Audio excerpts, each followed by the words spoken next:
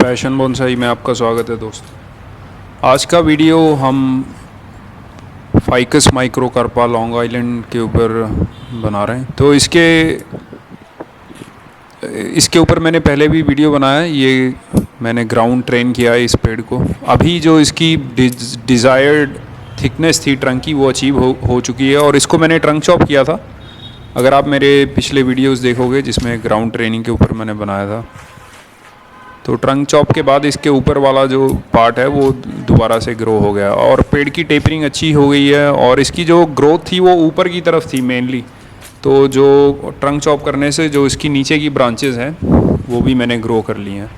But अभी भी थोड़ा बहुत इसके ऊपर बचा हुआ है। हम इसको 100% फिनिश नहीं बोल सकते। ये ऑलमोस्ट लगा लो आप 60% के आसपास हो चुका है पेड़ का काम जो मेन रहता है। उसके बाद आपको जो ब्रांचेस हैं उनकी थोड़ा थिकनेस वगैरह और रेमिफिकेशन रहती है, तो वो लंबा चलता है काम। उसके ऊपर वायरिंग हो गया और रेगुलर प्रूनिंग करने से पेड़ अपने आप अच्छी शेप ले लेता है। तो अभी ये सब इसके ऊपर ग्रोथ हुई थी, तो मैं इसको पहले हटा रहा हूँ। जो फालतू की ग्रोथ है उसको मैं हटा दूँगा।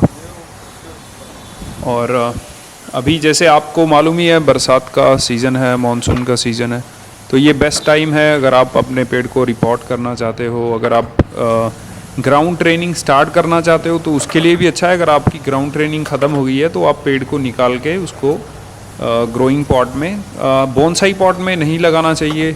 कोशिश करिए उसको, अगर आपने ज़मीन से उठाया है तो उसको एक बड़े पॉट में लगाइए। बहुत ज़्यादा बड़ा भी ना हो, बट एक टब टाइप का पॉट या कोई और स्पेशियस टाइप का पॉट हो जिसमें आपको बहुत ज़्यादा ड्रास्टिक रूट प्रूनिंग ना करनी पड़े। अनलेस आप बहुत ही एक्सपीरियंस हैं तब तो ठीक है, अगर आपको कोई दिक्कत नहीं है। बट अगर आप नए हो और वैसे भी जनरल अगर हम रूल के हिसाब से चले तो ग्राउंड से निकाल के उसको पहले एक बड़े पॉट में ट्रेन करना चाहिए।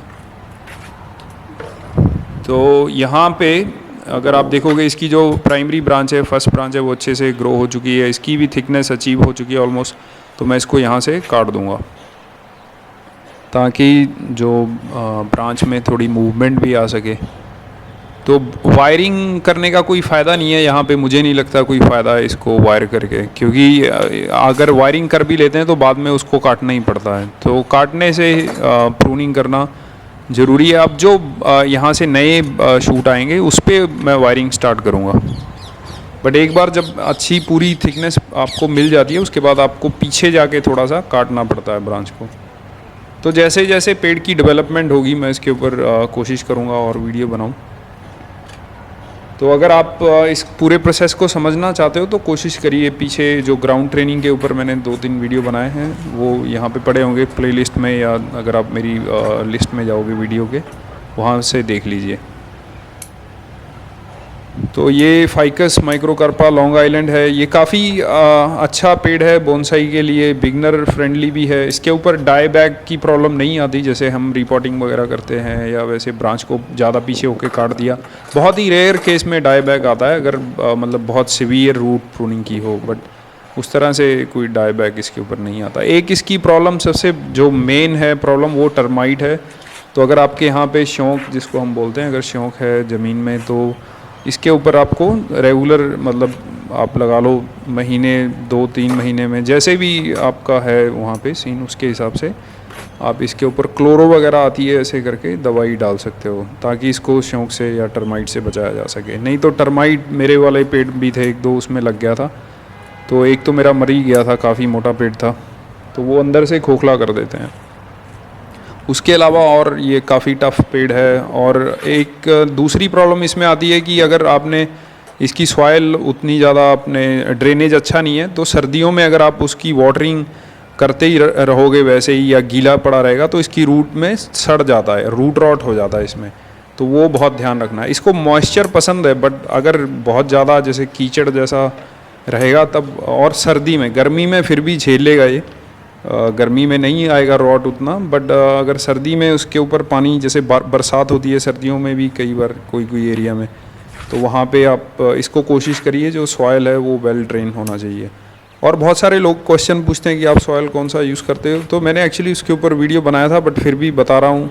सॉयल कोशिश करिए आप सैंड ही यूज़ करिए, कोरस सैंड होता है, मोटा रेता, तो वो ले आइए। और उसमें दूसरी मिट्टी डालने की ज़रूरत ही नहीं है। अगर आप बोनसाई करोगे, ढंग से करना चाहते हो, तो मिट्टी छोड़ दो उसके ऊपर, क्योंकि वो मिट्टी में कितना भी आप डालो वो कॉम्पैक्ट होगा ही होगा। तो उससे अच्छा आप डायरेक्ट रेत लीजिए और उसमें वर्मी कंपोस्ट लीजिए। गोबर की खाद भी आई वॉन्ट रिकमेंड, अगर आपका पेड़ है अच्छी क्वालिटी का है, महंगा पेड़ है, काफ़ी साल हो गए हैं, तो वर्मी कंपोस्ट होती है जो वो पूरी डाइजेस्टेड होती है, उसके अंदर कोई ऐसा नहीं है कि अंदर जाके फिर से एक्टिविटी शुरू होगी, है ना, कंपोस्ट होने वाली चीज़ें।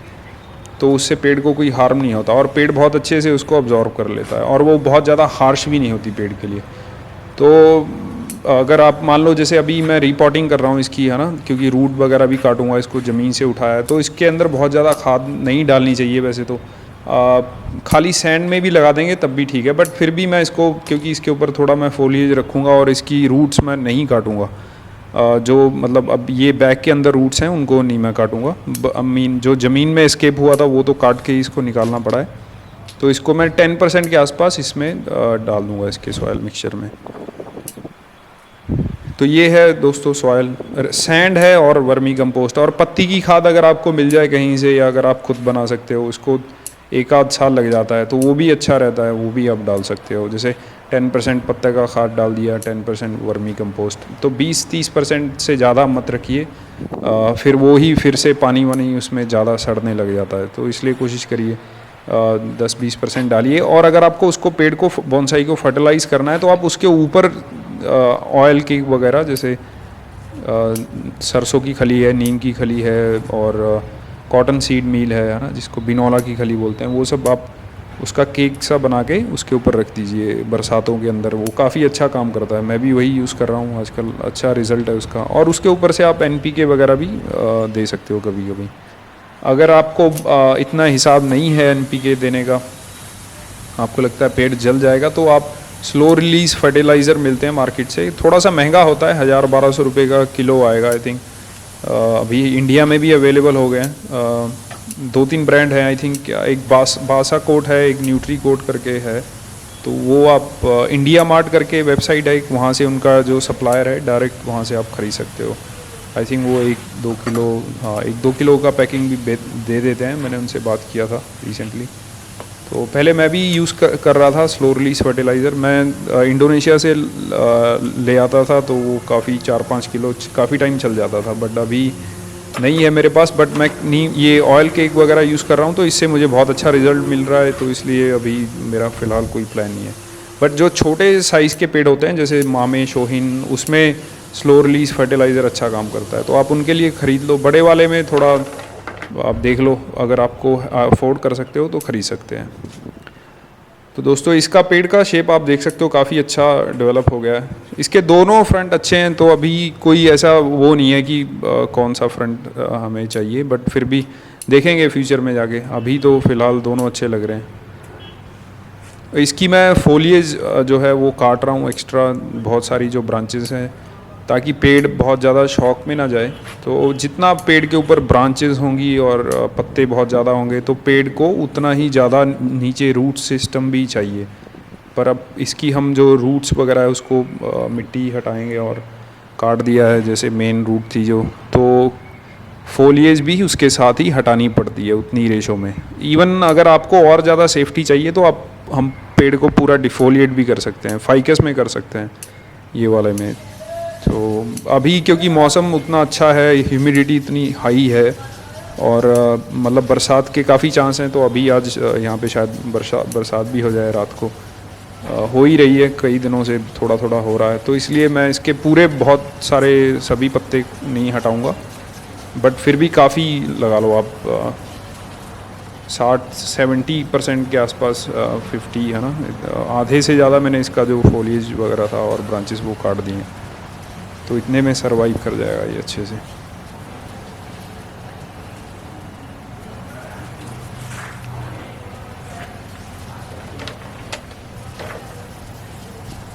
और एक दो क्वेश्चन मैं उसके ऊपर बात करना चाहता हूँ।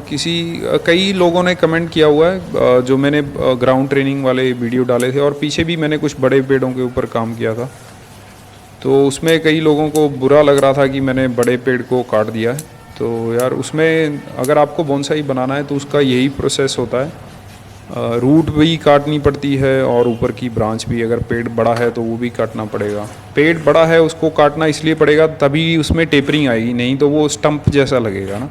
तो अगर तो हम बना रहे हैं टोपेरी और हेज टाइप में तब तो ठीक है, बड़ा बना सकते हैं, बट अगर बोनसाई बनाना है तो वो पेड़ के जैसा दिखना भी चाहिए ना। तो इसलिए अगर आपको पेड़ काटने से डर लगता है, अगर आपको लगता है कि यार ये तो इतना बड़ा है, तो मैं आपकी जो फीलिंग है या जो आपका पर्सपेक्टिव है वो समझता हूँ और उससे एग्री भी करता हूँ, बट ये बोनसाई में अप्लाई नहीं होता। तो अगर आपको उस चीज़ से डर लगता है या आप उसके प्रति सेंसिटिव हो तो आप वो को आई थिंक बोनसाई नहीं करना चाहिए ना। या जो लोग कर रहे हैं उसको आई थिंक आपको समझना चाहिए कि हम लोग उसको क्यों करते हैं। और ये जो हम पेड़ यूज़ करते हैं या मैं भी यूज़ कर रहा हूँ, ये हमने खुद ग्रो किए हुए हैं या नर्सरी से परचेज़ किए हुए हैं, क्योंकि और वो ग्रो ही इस पर्पज़ से किए गए थे। तो ये कोई पेड़ से नहीं, मतलब कोई जैसे हम लोग सड़क वगैरह पे या जंगल से कहीं से पेड़ नहीं उखाड़ा है ये। तो जो भी मैं पेड़ों के ऊपर काम करता हूँ ये सब कोई नेचर के लिए कोई ऐसा जाके डिस्ट्रॉय नहीं करता हूँ मैं। या और भी बहुत सारे आर्टिस्ट हैं जो अच्छे काम करते हैं, कोई भी ऐसे सब लोग तकरीबन जितने भी मैं बोनसाई आर्टिस्ट को जानता हूँ या लोग करते हैं वो बहुत ज़्यादा मतलब नेचर के प्रति सेंसिटिव और प्यार करते हैं। तो बल्कि बोनसाई की वजह से ही मुझे पेड़ों के बारे में पता लगा या उसको मैं दोबारा से मतलब देखने लगा, क्योंकि उसके पहले तो मुझे मालूम ही नहीं था पेड़ के बारे में, मैं नोटिस ही नहीं करता था, मतलब वो उसका फ़र्क ही नहीं पड़ता था कि पेड़ है या नहीं है। तो एक बोनसाई ऐसी चीज़ मुझे मालूम पड़ा या मैंने देखा, उसमें ऐसा इंटरेस्ट हुआ, तो अब हम लोग पेड़ भी लगाते हैं, मैं खुद भी लगाता हूँ। जहाँ पे भी मुझे अगर कोई खाली प्लॉट है कोई दोस्त का तो उसके साथ उनकी हेल्प करता हूँ कि भाई आप पेड़ लगा लो, यहाँ पे खाली पड़ा हुआ है। तो ऐसे बहुत सारे हमने पेड़ वगैरह भी लगाए हैं और लोगों को भी इनकरेज करते हैं। तो इस तरह से है दोस्तों, बोनसाई करने से आप एक्चुअली बहुत ज़्यादा प्यार करने लग जाते हो पेड़ों को। आपको जो नेचर की ब्यूटी है वो भी बहुत अच्छे से, क्योंकि वो आप तभी बना पाओगे ना अगर आपको समझ आ रहा है। तो जब आपको वो समझ आता है तो आप बहुत ज़्यादा अप्रिशिएट भी कर पाते हो। तो अगर आप कहीं पे घूमने जाते हो, आपको आसपास में पेड़ों का फीचर है, क्या ट्रंक है, उसका फोलिएज है, वो बहुत सारा मतलब बहुत डिटेल में दिखने लग जाता है, पहाड़ वगैरह सब चीज़ है ना। अगर आप पेंजिंग भी पसंद करते हो तो पेड़ कैसे उगे हुए हैं, तो वो देख के बहुत ही मतलब एक तरह से अच्छी भावना पैदा होती है, रिस्पेक्ट आती है नेचर के प्रति। और कितना मतलब कितनी बहुत ज़्यादा मतलब डाइवर्सिटी है पेड़ों की, है ना, और नेचर ने कहाँ कहाँ पे पेड़ लगाए हुए हैं कैसे कैसे। तो ये है। अभी यहाँ पे अगर आप देख सकते हो ब्रांच, ये वाली को मैंने इसको अप्रोच क्राफ्ट बोलते हैं। तो इसकी जो पोजीशन थी वो थोड़ा नीचे सी, ये नीचे से उगी हुई है, तो मैंने इसको ऊपर जिप टाई से बांध दिया है। अब यहाँ पे मैं इसको बाद में वायर कर दूँगा, तो क्योंकि मुझे वो नीचे उतना सही नहीं था। ये जिप टाई है तो इसको थोड़ा सा काट देंगे, लंबी ज़्यादा थी। तो अब ये ब्रांच वहाँ पे इसकी पोजीशन सही है। तो ऐसे आप फाइकस के ऊपर अगर आपको ब्रांच कहीं पे नहीं है, तो अगर कोई और जगह पे उग गई है ब्रांच, तो अब आप उसको उस जगह पे लाके आप उसको जिप टाई वगैरह से बांध सकते हो, और वो वहाँ पे ग्राफ्ट हो जाता है वो बाद में।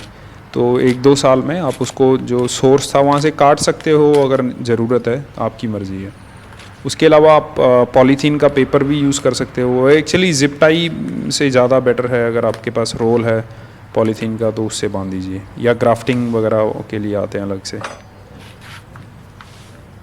अभी जो इसका ये इसी बैग में था ये मोस्ट ऑफ द टाइम। जब ये पेड़ की एज होगी आई थिंक कम से कम 5-6 साल होगी, और 2 साल से तो मेरे पास ही है ये, ग्राउंड में ग्रो कर रहा था।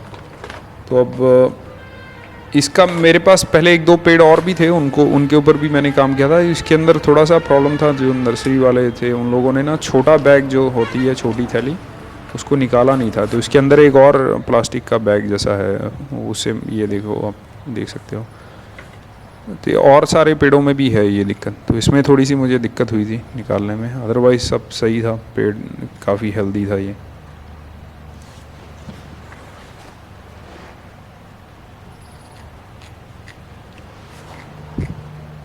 और एक काम और भी करना है, अगर आप बरसातों में रिपोर्टिंग वगैरह करोगे तो कोशिश करिए, एक सैफ करके फंगीसाइड पाउडर आता है, या आप और कोई भी यूज़ कर सकते हो, तो उसमें रिपोर्टिंग के बाद या आपकी सॉइल में उसको मिक्स कर सकते हो, या उसको रिपोर्टिंग करने के बाद पानी में भिगो के पूरा आपका जो पेड़ है या उस पॉट है उसको ड्रेंच कर देना एकदम भर के ना उसको पूरा।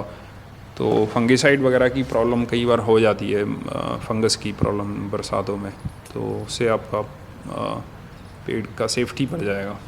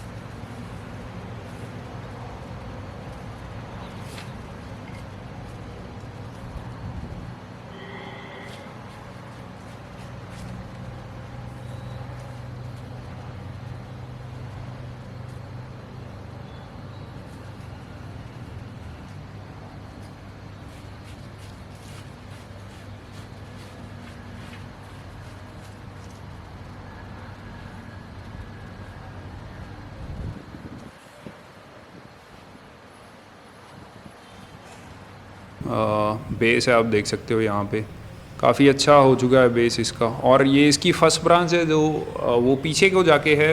एक्चुअली वो वाला फ्रंट, ये वाला फ्रंट मुझे ज़्यादा अच्छा लग रहा है।